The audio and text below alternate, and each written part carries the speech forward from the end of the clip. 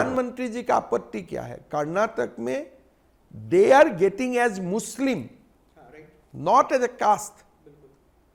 प्रधानमंत्री जी तो खुद बोल रहे हैं कि मुसलमान से बैकवर्ड है, मुसलमान में बहुत लोग हैं जो पीड़ित है, तो उसमें व्यवस्था करने में हमारा कोई प्रॉब्लम नहीं है।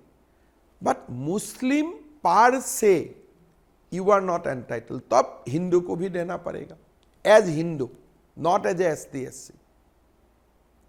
तो इसीलिए बात को आप गंभीरता में हर बात को लेके जाइए, just do not react for reacting. Gujarat में भी होगा कोई ओबीसी कम्युनिटी में एक दो मुस्लिम जातियां, उसमें हमारा कोई प्रॉब्लम नहीं है। But you cannot bracket that 4% आरक्षण ओबीसी से काट के मैं मुसलमान को दे दूंगा, तब ब्राह्मण को भी दो, तब राजपूत को भी दे दो। You have to do a little analysis of the situation on ground. And मैं बार बार बोलता हूं कि भारत का हर प्रदेश आपको डिफरेंट एक सिचुएशन देगा, and you have to deal with that. आपकी बातों में तो लग रहा है कि आप जो मुस्लिम अति पिछड़ा है उसके भी उत्थान की बातें कर रहे हो, उनको भी। मैं करता हूं, हम तो कास्ट सेंसस असम में शुरू कर दिया हमने। तो फिर ऐसा क्यों हो जाता है? हमने मुसलमान में कास्ट सेंसस शुरू कर दिया असम में। अच्छा, शुरू कर दिया। It has already been notified before election. तो यानी जो पिछड़े मुस्लिम हैं उनको आप फैसिलिटेट करेंगे? Let there be a caste census among Muslim, फिर बाद में देखा जाएगा क्या आते हैं। I can not presume, and let them speak कि हमें कास्ट है हमारा सोसाइटी में। उनको भी तो बोलना पड़ेगा कि we have a caste among ourselves. As a मुख्यमंत्री आप विजन दिखा रहे हैं, लेकिन एज ए हिंदू आप हिंदूवादी बातों को रखते हैं, तो इसलिए आप मुस्लिम विरोधी हो जाते हैं। देखिए, मेरा आपत्ति नहीं है ना, मैं किससे सर्टिफिकेट गोल्ड मेडल मांग रहा हूं कि मुझको मुसलमान प्रेमी होना चाहिए, जब मेरा ये लक्ष्य ही नहीं है। हाँ, अगर कोई मुझको हिंदूवादी बोलते हैं तो मैं गौरव करता हूं, भाई कम से कम I have serve my religion, but मैं संविधान से भी बंधा हुआ हूं, और मुझे कोई मुसलमान समाज से मेडल का अपेक्षा तो है नहीं, तो इसीलिए उस बात में मैं तकलीफ नहीं होता है मेरा। I am working selflessly. क्या मैं ये पूछूं कि आप जो अब बीजेपी में आने के बाद हैं, क्या कांग्रेस में भी ऐसे ही थे? कांग्रेस में भी। तो क्या उसमें विरोध नहीं झेलना पड़ता था आपको? नहीं, कांग्रेस में वो समय Congress was a centrist party, तो इसीलिए बाय एंड लार्ज मैं जो भाषा बोल रहा हूं संविधान का भाषा बोल रहा हूं। एंड संविधान किसने बनाया था? संविधान सभा में तो कोई आरएसएस नहीं था, कांग्रेस नहीं बताया हूं। मैं आज जो बोल रहा हूं, अगर आप मेरा असम का first and second Congress chief minister का स्पीचेस लेके आते हैं, they are more right than me, they were more right than me. मैं तो हमारे जो प्रदेश का पहला मुख्यमंत्री रहा गोपीनाथ बरदलोई जी, सेकंड सीएम रहा विष्णुराम मेधी, वो दोनों को तो मैं मैच ही नहीं कर सकता हूं on right, and that was the Congress in Assam. Because हम सीमाओं में रहते हैं, हमारा फोर फादर्स और हमारा पहला first second third generation of Congress leaders, वो लोग हमेशा घुसपैठियों का बात करते थे। दे वर अवेयर कि असम में एक दिन हम लोग माइनॉरिटी बन जाएगा, and they were prophetically correct. चलिए मैं अब कंक्लूड करूं, आखिरी कुछ मिनट आपसे। सोनिया गांधी को कांग्रेस का first second third generation leaders का स्पीच सुनना चाहिए। सरदार वल्लभ भाई पटेल, हमारा असम में गोपीनाथ बरदलोई जी, ये लोग जो कांग्रेस का टॉर्च बियरर था, जिसका आप लिगेसी का ऊपर आज आप बैठ रहा हो, वो सारे लोगों का स्पीच आपको कभी पढ़ना चाहिए। राजीव गांधी और इंदिरा गांधी, ये लोग कांग्रेस का आइडियोलॉजिकल फादर्स नहीं थे। मैं बताया ना, जो संविधान सभा में बैठे हुए थे वही लोग कांग्रेस का आइडियोलॉजिकल फाउंडर्स थे।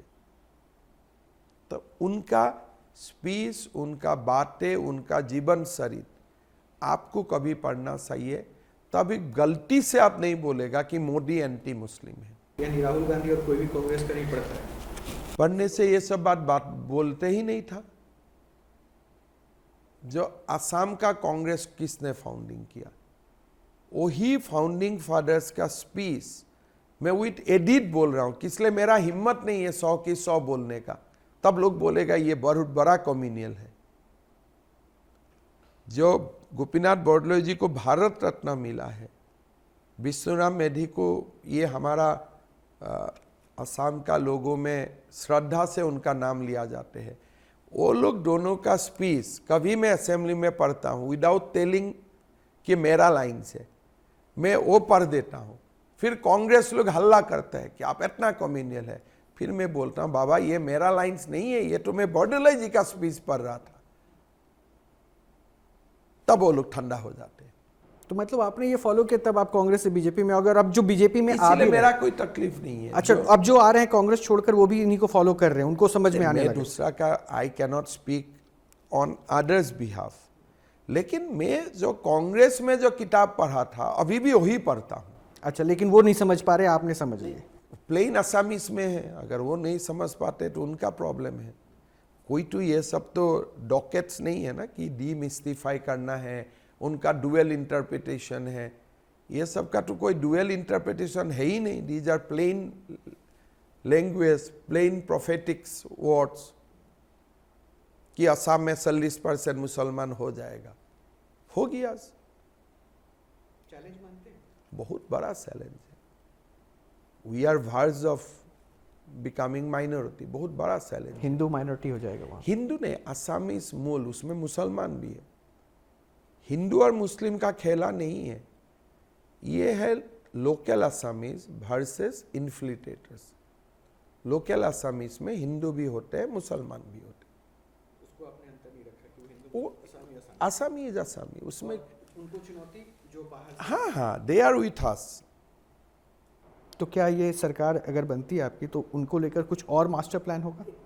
हम लोग हर दिन we fight for our existence. हर दिन सुबह कुछ ना कुछ करते ही रहता हूँ, दिन रात, because it is a battle for survival for us. हमें जिंदा रहना है। और इसीलिए हम लोग आज, अगर मैं आपको बोल रहा हूँ कि 12 सीट में मिलूंगा, 11 सीट मिलूंगा, मतलब 50% पॉपुलेशन आपका नहीं है, फिर भी you are getting that kind of seats, मतलब कुछ ना कुछ तो हम लोग असम में कर ही रहा हूँ।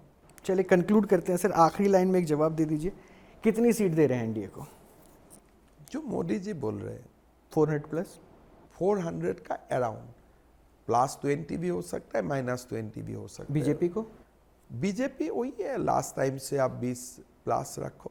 370 नहीं पहुंच रहे। 370 तक एज बीजेपी जा पाऊंगा नहीं जा पाऊंगा मैं पता नहीं हूँ, बिकॉज सीट शेयर का कितना क्या डायनेमिक्स है मैं नहीं जानता हूँ। But as NDA will be near 400। थोड़ा ज़्यादा भी हो सकता है, थोड़ा कम भी हो सकता है, but once election result will come, आपको 400 ही रेफरेंस पॉइंट होगा, प्लस माइनस। बाकी आप, मेरा भी इतना पता नहीं है महाराष्ट्र में बीजेपी कितना लड़ रहा है या हमारा एलाइज कितना लड़ रहा है, अगर आप मुझको पूछे तो मेरा मालूम नहीं है। इसीलिए मैं बीजेपी और एनडीए को डिस्टिंग्विश करके बात करना मेरे लिए थोड़ा सा तो ठीक है सर, मैं 4 जून के बाद फिर आपसे मिलके पूछूंगा कि हाँ, वो पूछना भी जरूरत नहीं, टेलीफोन से ही हो जाता है। 400 will be reference point, will be in and around. Cross भी कर सकता हूं, थोड़ा कम भी रह सकता हूं, बट जो डिस्कशन होगा 400 का आर पार में ही डिस्कशन होगा।